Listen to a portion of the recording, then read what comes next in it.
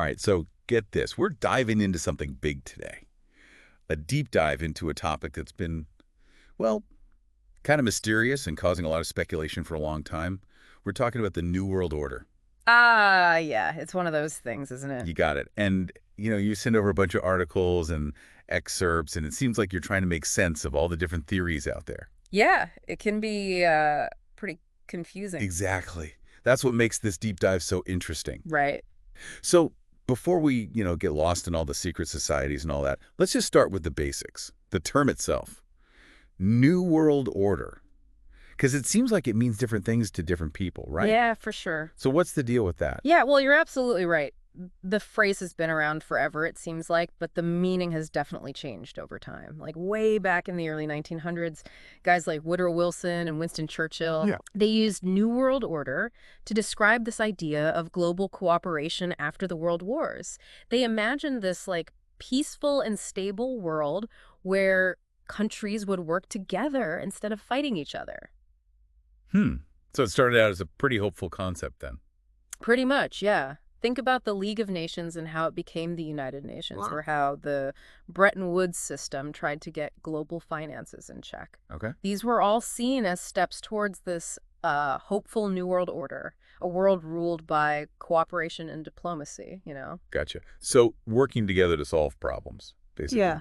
Basically. But it seems like somewhere along the way it took a darker turn, right? Yeah, definitely. During the Cold War, things got a little scary. The New World Order got linked to this fear of communism, like the Red Menace trying to take over everything. Oh, wow. And even after the Soviet Union fell, that fear didn't go away. It just found new targets, new bad guys, Okay, interesting. like the globalist elites controlling things from the shadows. Yeah, and speaking of that, these sources Yeah. are full of mentions of like the Freemasons, the Illuminati, the Bilderberg Group. It's like a whole cast of shady characters. Yeah, and those groups are right at the center of a lot of these New World Order theories. Okay.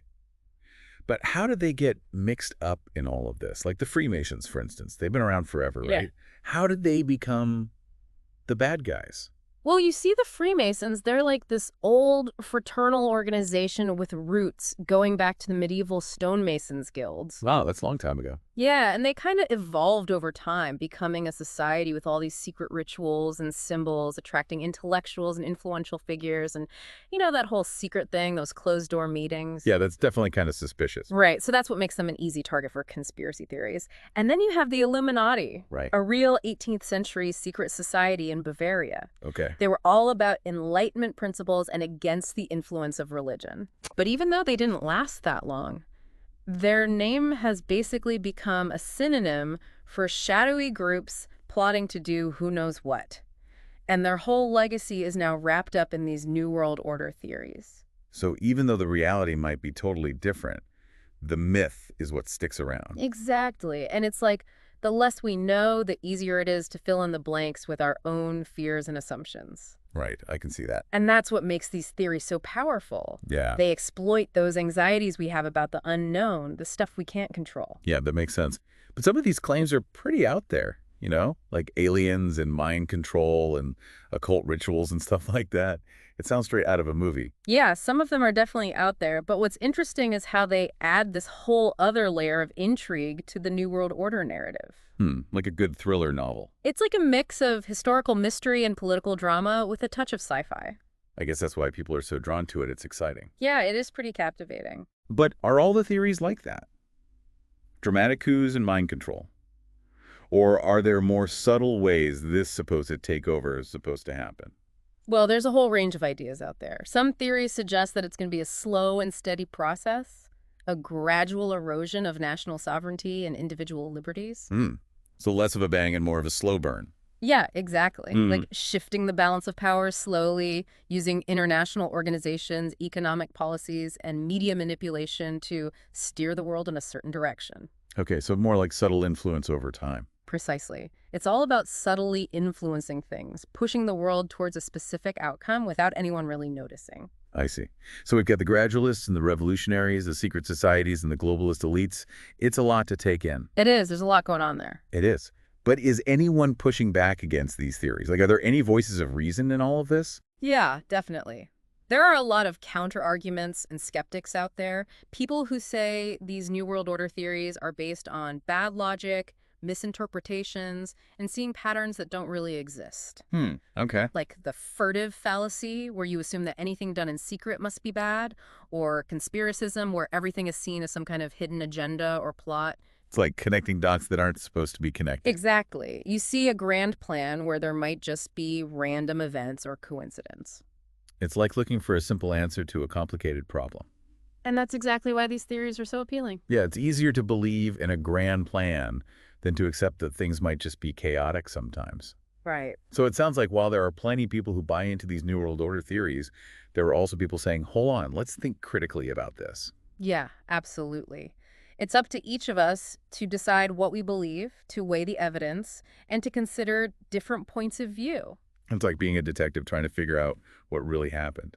Exactly. And that's what we'll keep doing as we dive deeper into this rabbit hole of theories and arguments. Sounds good to me. And one of the big things in these New World Order theories is this idea of a secret plan, right? Like something orchestrated by those powerful elites. Oh, yeah, for sure. But the thing is, what is it exactly? What are they supposedly trying to do? Because these sources I'm looking at have so many different ideas, Yeah. some totally out there and others that seem, well, maybe possible. Yeah, I mean, a lot of them talk about a one-world government, getting rid of national borders and having this one global authority in charge of everything. Yeah, I've heard about that one. It plays into those fears about losing individual liberties, having all the power concentrated in the hands of just a few people. Like some dystopian future where everyone's controlled by this all-powerful entity, no freedom or individuality at all, that kind of thing. Yeah, exactly. It taps into that anxiety we have about losing control, becoming just a cog in the machine. That's creepy. Yeah, for sure. And a lot of these narratives also point to technology as a tool for control. Mass surveillance, mind control, even things like genetic manipulation.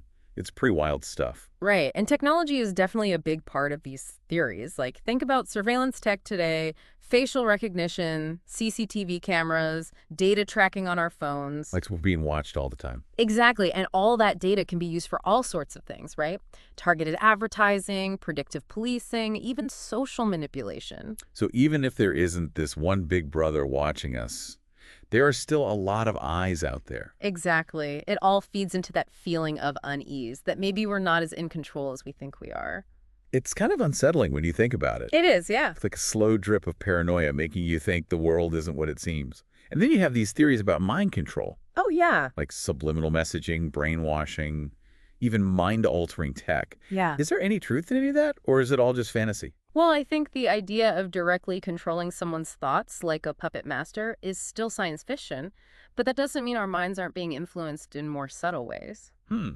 So less about controlling our every thought and more about shaping how we see things, what we believe. Yeah, exactly. Think about advertising, propaganda, even the algorithms that control what we see on social media. It's like they're nudging us in a certain direction without us even realizing it. Right, and with all the information overload these days, it's harder than ever to know what's real and what's not.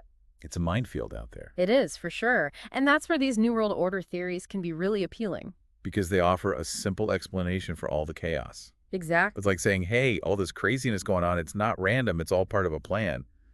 It gives you a sense of order, even if it's based on fear and paranoia. Right, and that fear can manifest in different ways. Some people withdraw and become distrustful, Right. while others might lash out, protest, or even resort to violence. Like all that anxiety has to go somewhere. Exactly, and that's why it's so important to approach these topics critically, to question what you see and hear, and to be skeptical without becoming cynical. Because the truth is usually more complicated than any one story can tell. Right, it's about embracing the complexity, recognizing that there aren't always easy answers. Well said.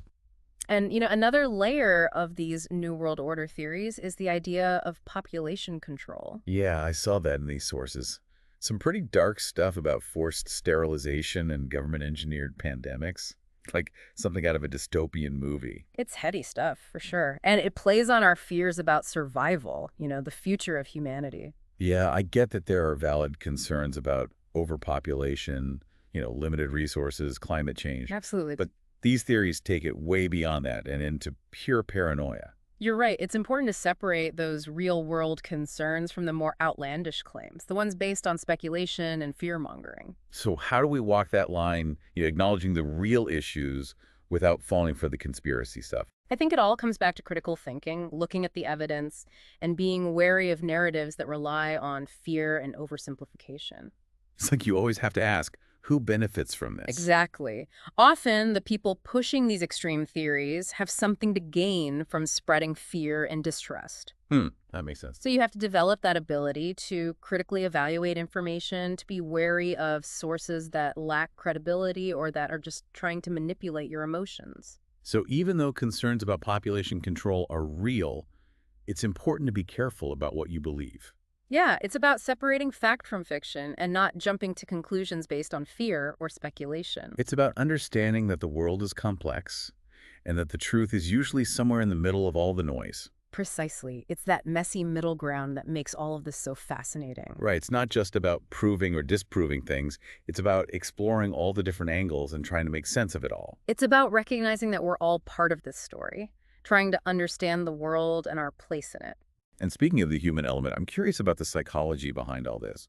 Why do people believe in these New World Order theories? What makes them so compelling, even when there's evidence against them? That's a great question, and one that's been studied for a long time.